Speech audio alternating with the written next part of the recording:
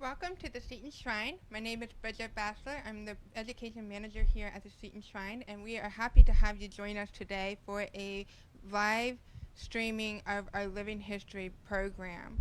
You know, back on June 16th of 1809, Mother Seton and her followers arrived to Emmitsburg for the first time, and according to oral tradition, the locals had commented they all appeared all dressed in black. So today for our programming, we want to take you back into time where you'll meet one of the early Sisters of Charity of St. Joseph, who is living and working with Mother Seton, and she will share with us the story behind the black cap bonnet. If you have any questions, we are inviting you to post them into comments, and so that way for the second part of our programming, we can get those answers to your question. In the meantime, I hope that you enjoy this show. Thank you.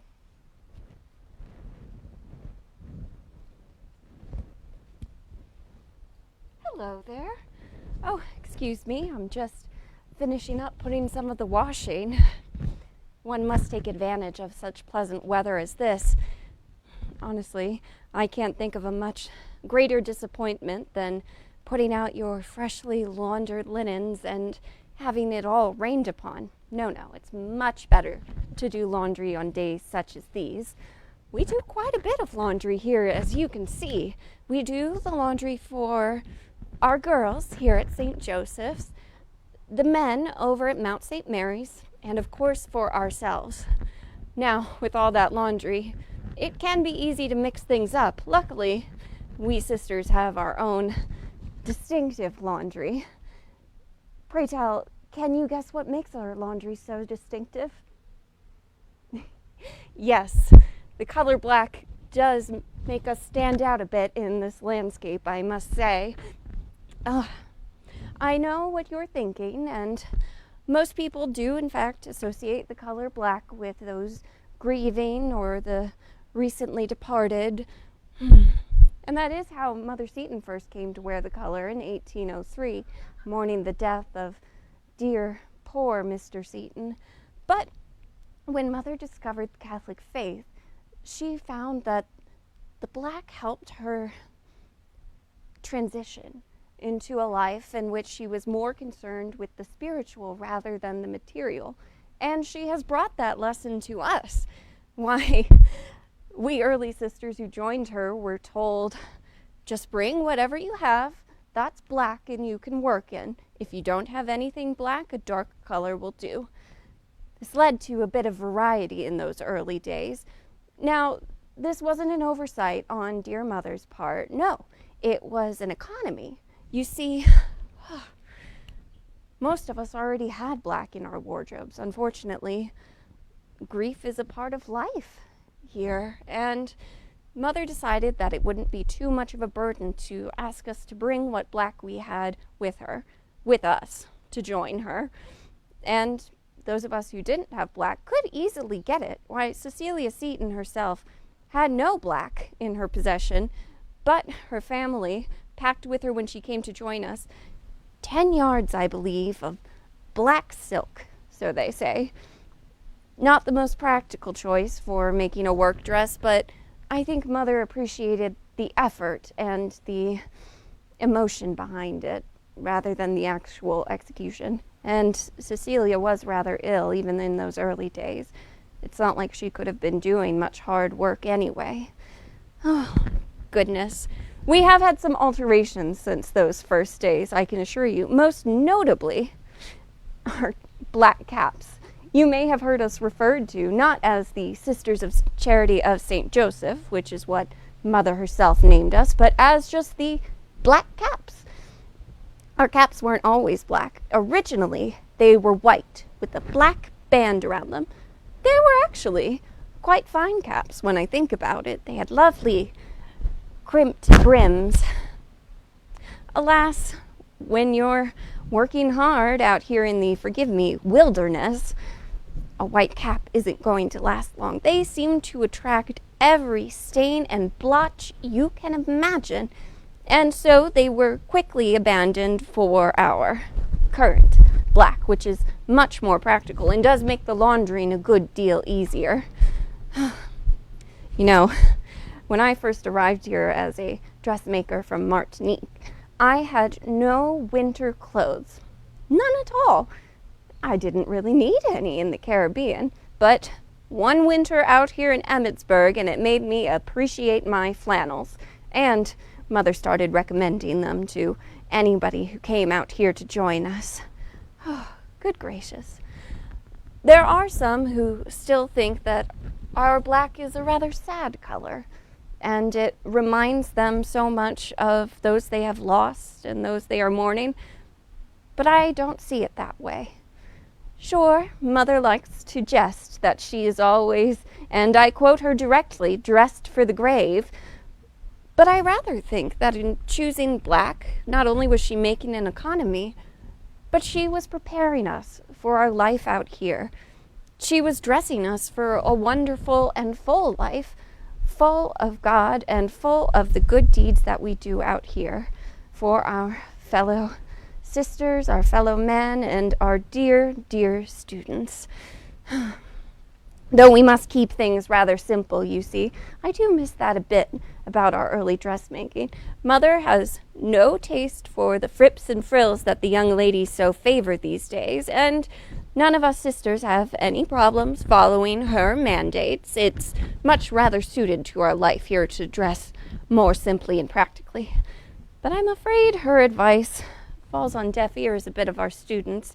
I must say I quite like the styles these days. Adds a bit of fun, but it does make the laundry rather difficult. Oh, but goodness, I'm going on, and I must get back to work. I thank you for joining me out here, and I do hope you know that you are welcome amongst my sisters and I anytime you would like to visit.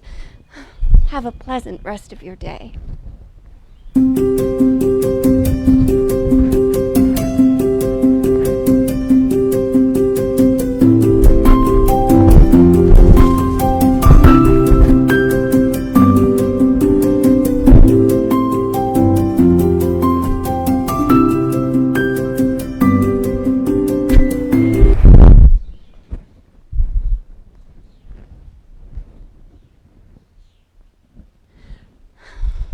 Hi there. I would like to reintroduce myself.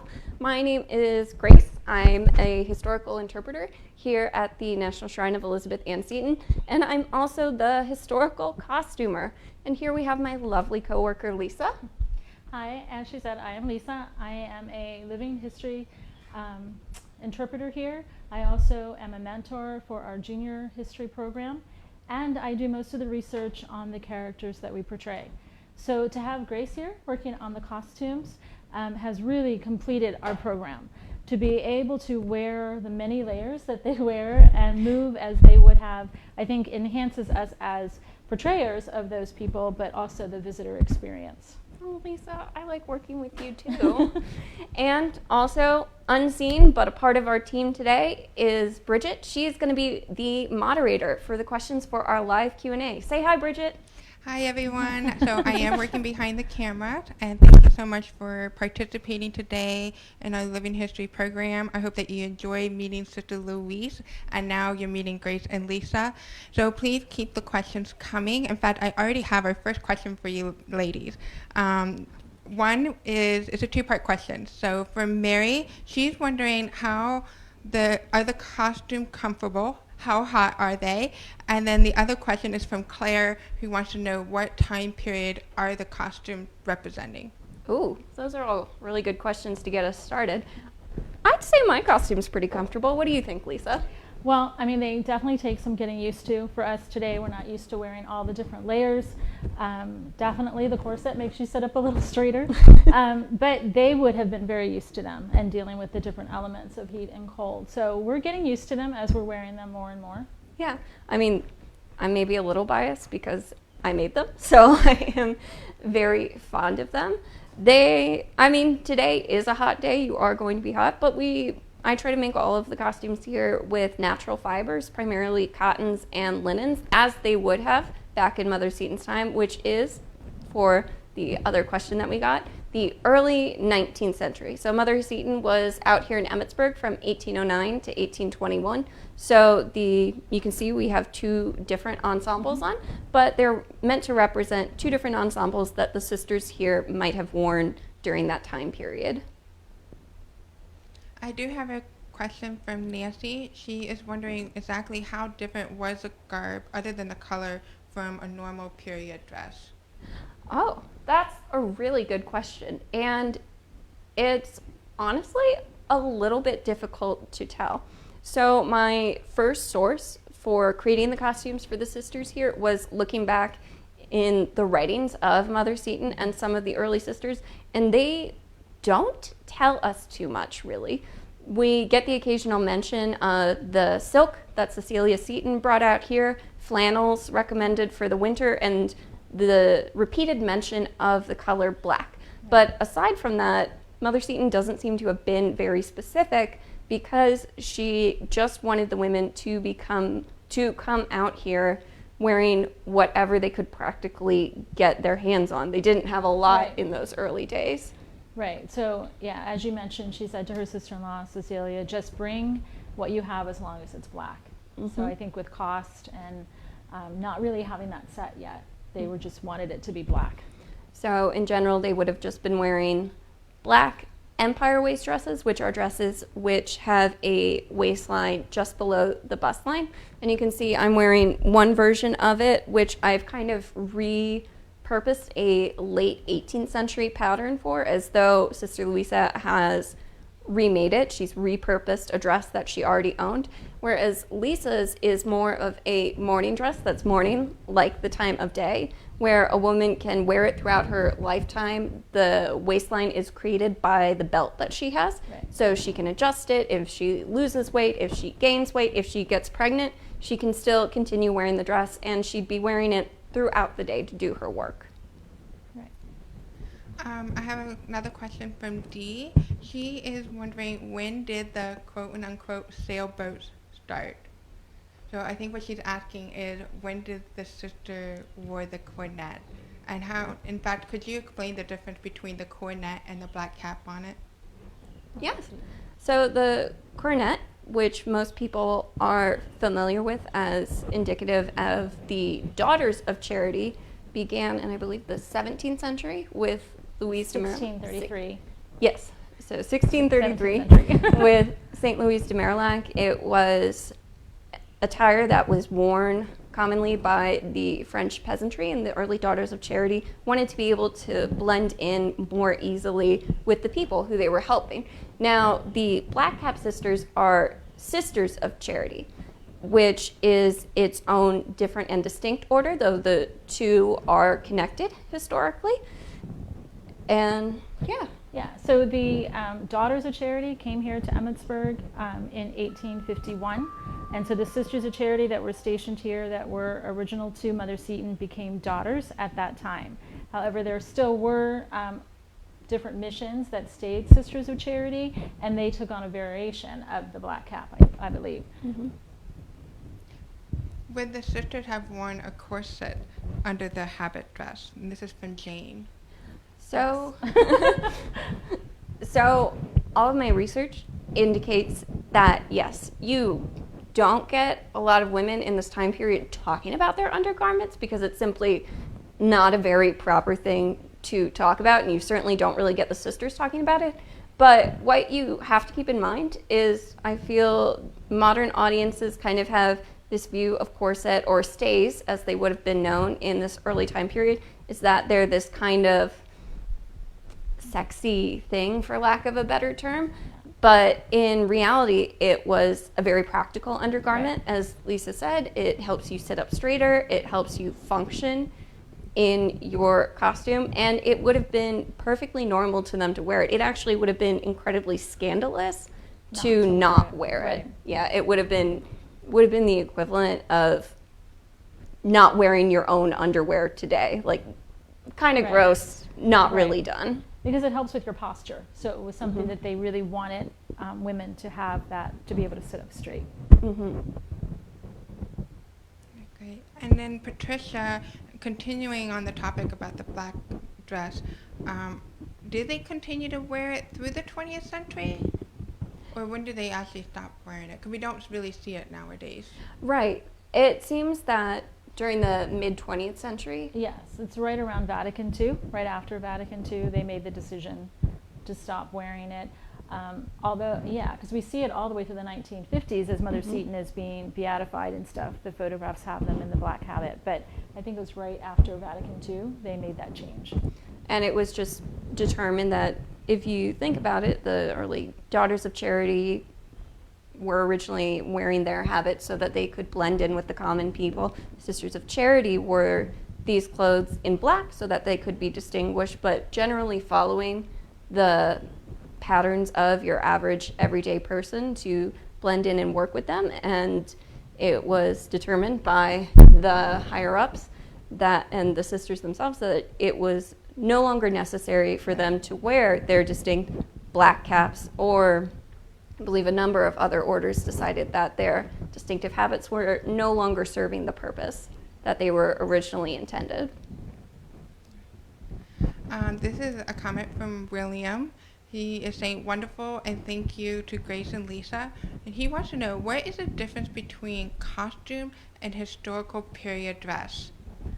And he does have a couple more questions, so we will start with that question first. Awesome. So I guess that's kind of my whole thing. I call myself a historical costumer because that's easier for people to sort of figure out what I do.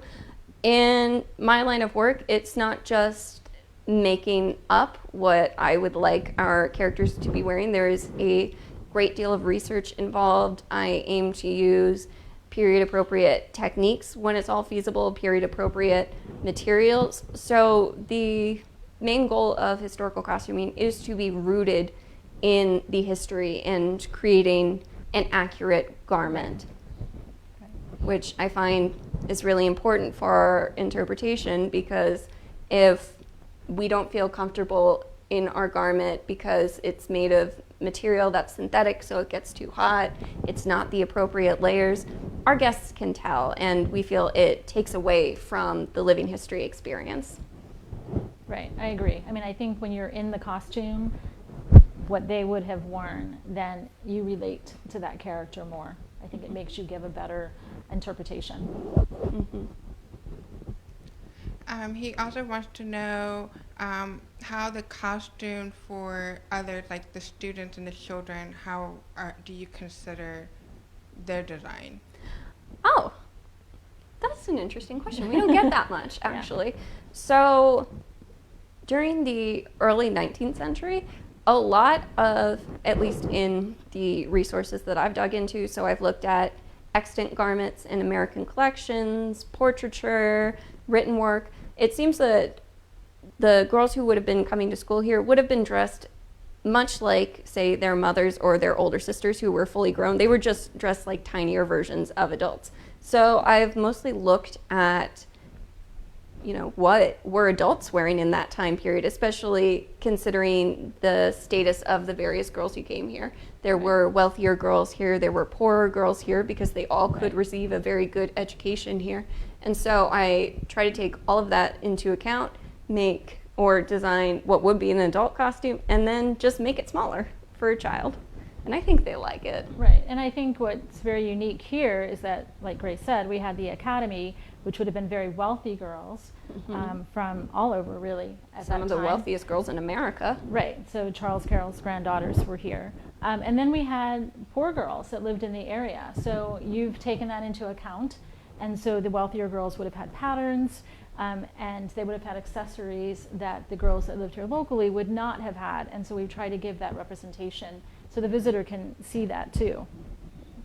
And we're also getting to a point in the late 18 teens where lace and frills and a lot of other things that weren't as popular at the beginning of the 19th century are coming back into popularity. So it helps add a little variety in their costumes.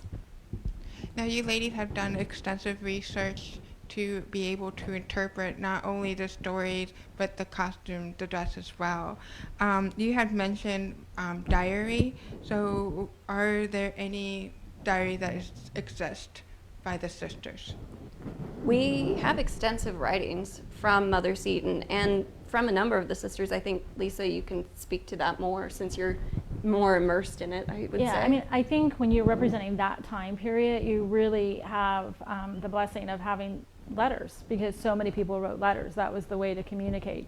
And we're very fortunate to have so many letters of Mother Seton's, but also her friends, and even from some of the students, some of their memories of being here. And so we try to piece that all together as to what that would have looked like. And I think we do a pretty good job with that. So it's really been really helpful to do that research and to look out and see how they live their lives here every day. Sometimes it's really interesting to see what they chose to comment on or chose to write about, and then what they choose to not write about, which are questions that we have. Yeah, I mean, sometimes the things we want to know, like what they wore and what it looked like, they don't write about, which if you think about it, it's the same thing today. Do you really write about what you're wearing? You know, you write about an event, and that kind of is the same thing that we find in our research. So it's finding those few words or those one sentences that we put together to come up with our characters. So I have one last question, and the question is, why do you interpret, and how did you come across the characters that you are interpreting, portraying? Want to go first? Sure. Well, I have a background in history. My bachelor's degree is in history. My master's degree is in archaeology, and I found that I just really had a passion for educating the public, for giving people an opportunity to feel involved in historical events and feel like they know historical people. So when the position opened up here to be a part of the Living History program, I was on board from the get-go. Right, and we're so glad to have you. I'm glad to be here. So, I mean, to be honest, I never thought that I would do this. I was a guide here, and I did some of our just historic homes programs. I got involved a little bit, and then I was assigned the character of Sister Xavier, who eventually becomes a Mother Superior here. And the more I learned about her, the more fascinated I became with her. She starts the nursing program here, and so certainly that was beneficial as we moved through the 1800s. So I just really like portraying her more and more. So it wasn't something I would have chosen at the beginning, but the more I'm into it, the more invested I am, especially with having the younger girls here, the junior interpreters, and helping them with research and seeing their characters come to life has been really a joy of mine. And you actually found my character. Yes. We were kind of struggling, figuring out where to place me as an interpreter, and Lisa came across the amazing Sister Louise Rogers, who admittedly we don't know too much about, but we know that she came here as a young woman. Right. And while Mother Seton was still here, and she had been a dressmaker. She actually came, right. Yeah, she came with the woman that she worked for, and she joined up with her sisters, and she spent the rest of her life here. So it's been really fun to take my modern skills and my modern costuming work into the character. Yes, it's worked perfectly. Thankfully. Well, thank you for joining us today. We hope you've enjoyed your time with us, and we look forward to perhaps you signing on for our next one. We hope to see you again. Thank you. Thank you so much for joining us today. I really hope that you enjoyed meeting our living history interpreters and hearing the story about the black cap bonnet. We do invite you to come and actually experience and engage our interpreters when we have our living history programs resuming here at the Seton Shrine. So please look to our website for those dates and times when we will resume them.